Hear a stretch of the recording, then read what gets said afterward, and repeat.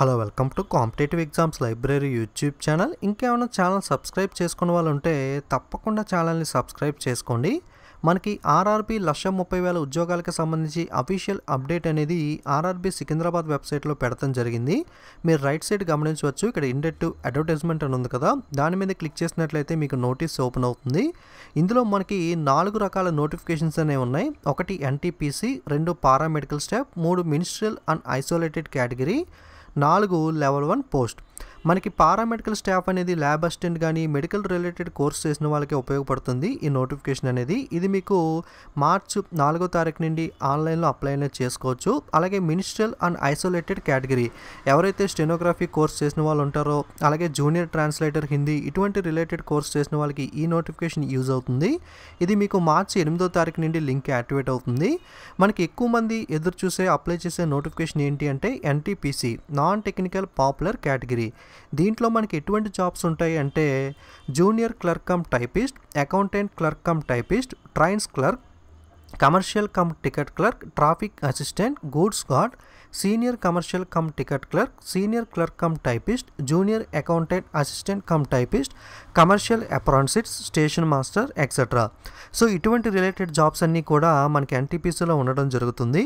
దీనికి సంబంధించి మీరు అప్లై చేసుకోవడానికి ఫిబ్రవరి 28వ తారీఖు నుండి లింక్ యాక్టివేట్ అవుతుంది. ఆ రోజు నుండి మీరు ఆన్లైన్లో అప్లై అనేది చేసుకోవచ్చు.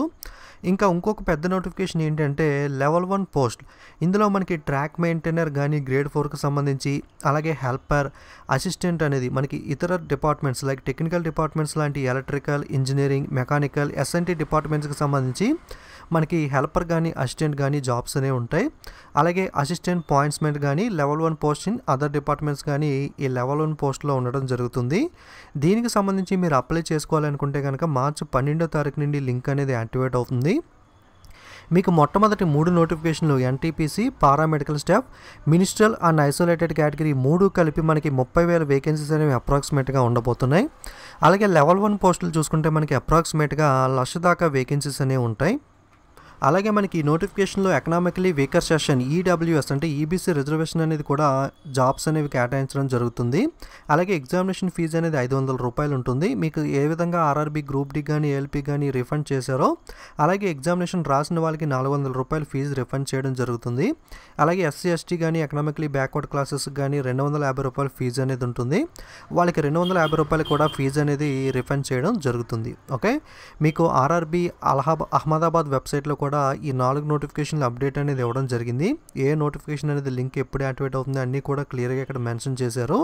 కాకపోతే ఇంకా ఈ 4 నోటిఫికేషన్లు ఫుల్ నోటిఫికేషన్ డీటెయిల్స్ అనేవి ఇంకా విడుదల చేయలేదు. ఎప్పుడైతే ఫుల్ నోటిఫికేషన్ వస్తుందో నేను తప్పకుండా వాటికి సంబంధించి ఫుల్ అప్డేట్ అనేది మీకు ప్రొవైడ్ చేయడం జరుగుతుంది. ఓకే, సో ఇది మనకి ఈరోజు అప్డేట్ అనేది. సో మీ ఫ్రెండ్స్ అందరికీ కూడా షేర్ చేయండి, వాళ్ళు కూడా ఇన్ఫర్మేషన్ అనేది తెలుసుకుంటారు. Okay, don't forget to subscribe and share. Thank you.